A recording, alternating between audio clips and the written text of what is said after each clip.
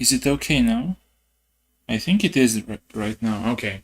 So, as I said, maybe you didn't hear, the game I'm going to show you today is the game between Magnus Carlsen and Teimour Radjabov from the round 7 of candidates in 2013. And so far, Carlsen was doing just fine. He had 3 wins and 3 draws.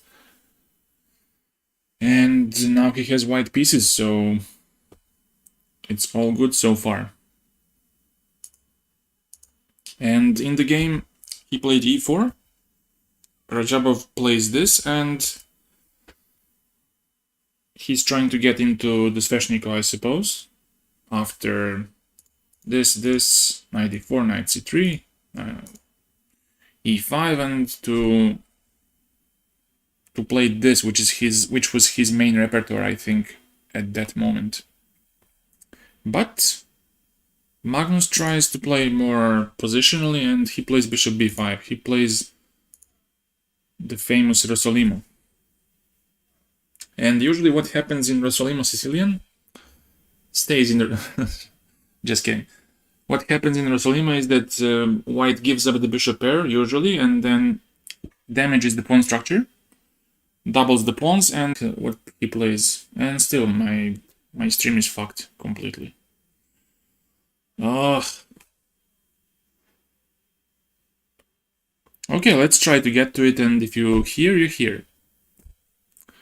I cannot record because it's even worse than when I do a stream. Carlsen takes, and now bc. Of course, he doesn't want to capture with the d-pawn with his pawn being on e6. That makes more sense when the pawn is on g6 and the pawn is back on e7, so the bishop can get out.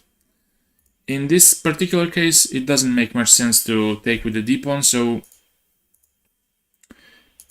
he takes with the b-pawn and maybe tries to get his bishop out to a6 and to find something like c4 next and such counterplay. And here Magnus plays b3.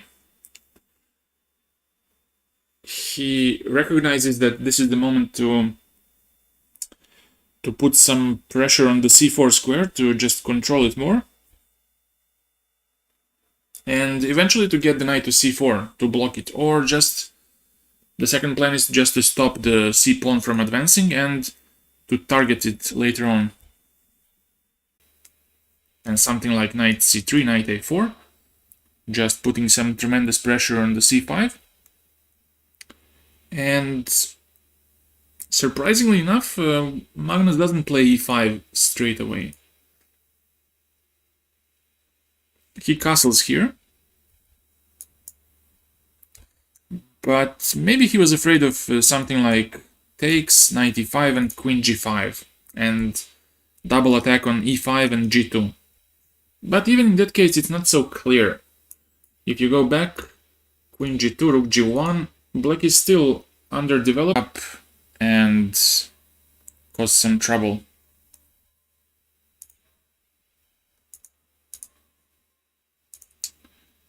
But he castles here, and he allows the additional option of e5 to Radjabov, which I think is the best move here.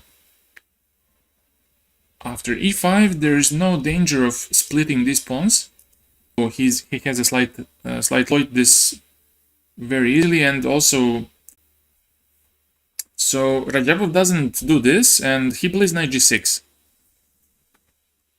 He's just finishing development, and he tries to force capture on d6 to at least develop his bishop at one go.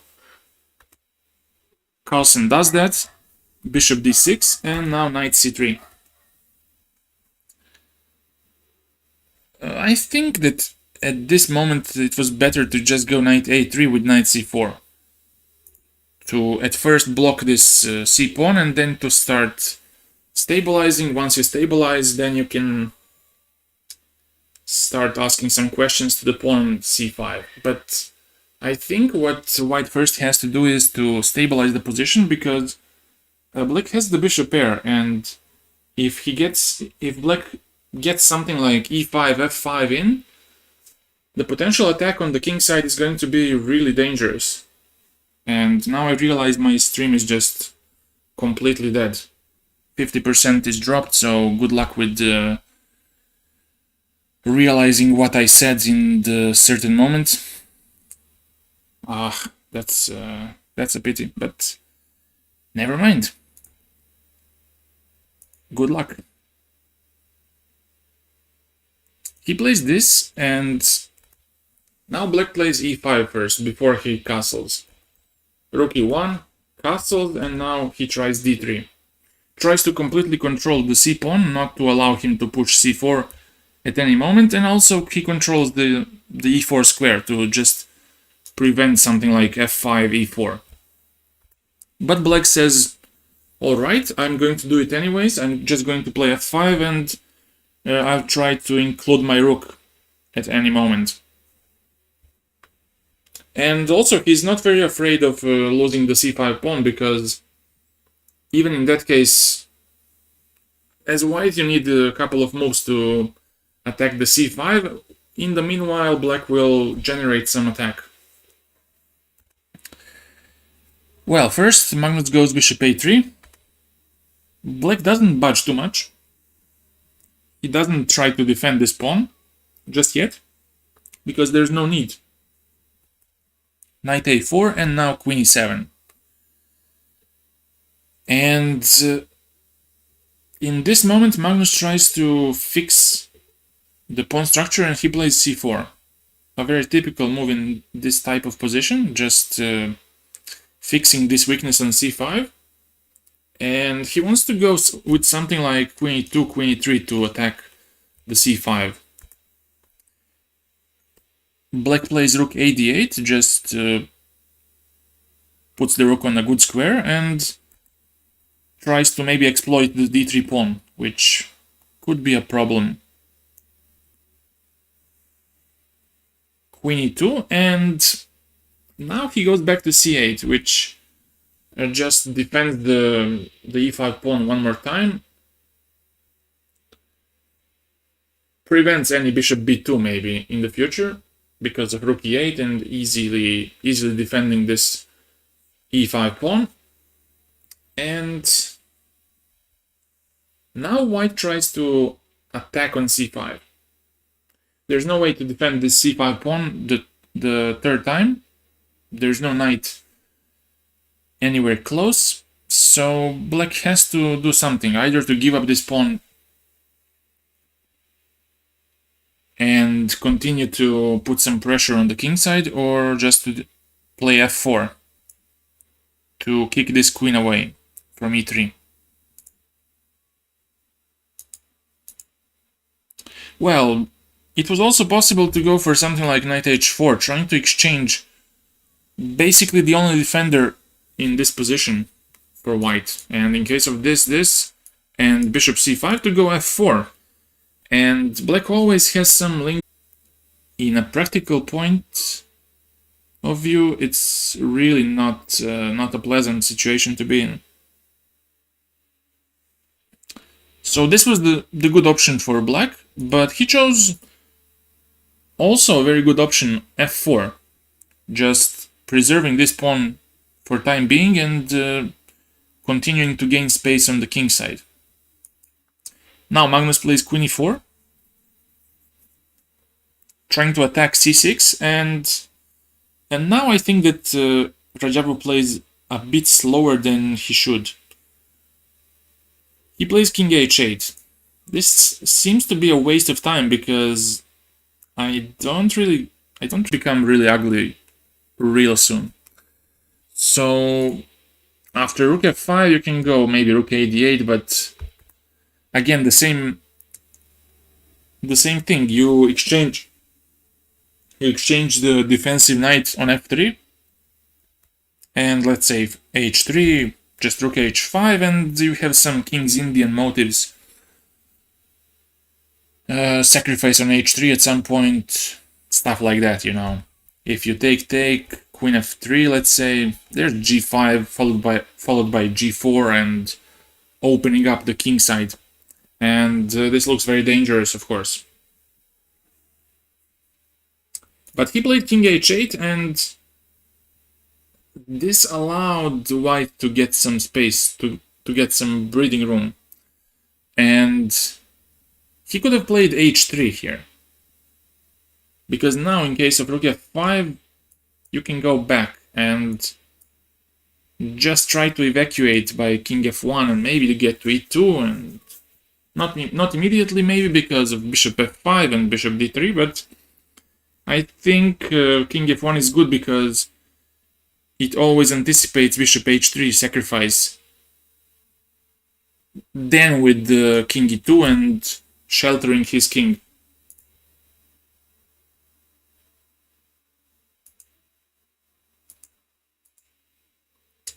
But he played rook ad1, which was also okay, I think. And black plays bishop g4. Black is ready to sacrifice, to exchange the bishop for this only defender in the position, and I think this was the moment to just go back to c3 and maybe try to make a blockade on e4 with the knight and try to focus on something else. And I have one interesting variation here, and it's this one. Knight h4, and now I don't think that this is good because of f3, and I think black cannot break through here. Bishop f5, queen e2, and then queen f2, knight e4, and it seems like white is doing just fine. Maybe even more than that. But in case of bishop d1, to have this intermezzo, knight f5, and now there's a nice move, bishop f3, which is quite insane. If you take with the g-pawn, queen g5, and you lose the knight. So it's better to do this, and in case of rook f5, to first take and get the knight to e4, and it seems like white has enough compensation for the exchange, because he has nice outpost and black has also a weak pawn on c5, so it seems to be balanced this way. But he plays rook d2, just steps away from the pin, and now black eliminates the only defender in the position. Queen takes, knight h4, and now black wants to play f3 next. So now Magnus plays queen e4, which is a huge mistake. And now, after this move, white is lost. White is in a huge danger. If he played, let's say, queen g4, it would be a different story, because the queen would defend against some entries, queen e6, queen h3. And now if you go f3, I have g3, and I can somehow patch things up. After knight g2, you can go back to d1 and still hold it together. Or maybe even rook e4, why not? Just rook e4 and trying to hold on to this, this attack. But in that case, there are some issues, because black has rook f5 with the idea of rook g5. And now, to step away from this, h1, but still there is some danger after g5, and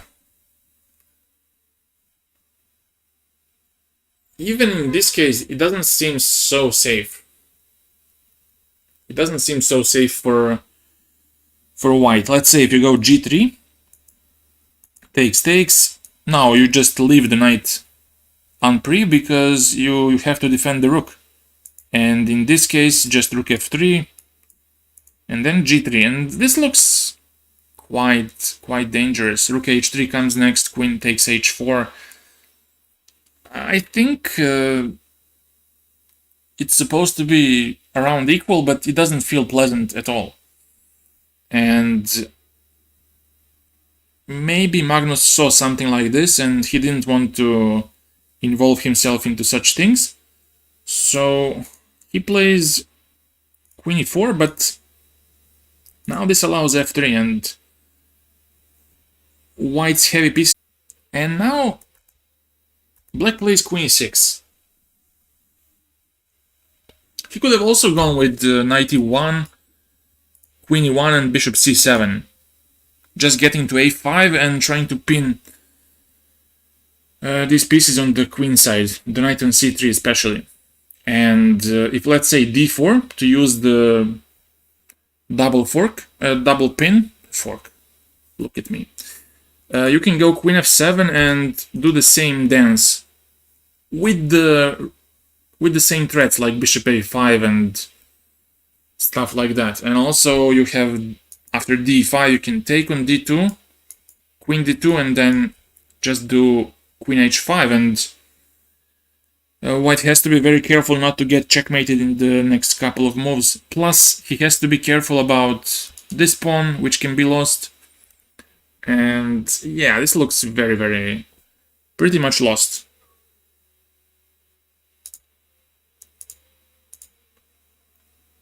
But he waited for this capture on e1 and he played this. And this is used by Magnus to just play rook e3. He found a way to make this more or less has to capture, because otherwise it doesn't make sense. And now fe. This was the point of rook e3, to just involve his rook into a defense and maybe even to start attacking the f3 pawn. But now Radjabov just loses the thread and he bishop b2, then rook d6. And this feels like it should be over pretty soon, because drop by, it's gonna be just dead loss. Magnus took. Probably black knight goes to e4. It's gonna be tough to exploit some extra material he got. And yeah, this is now becoming really complex. How do you convert this 3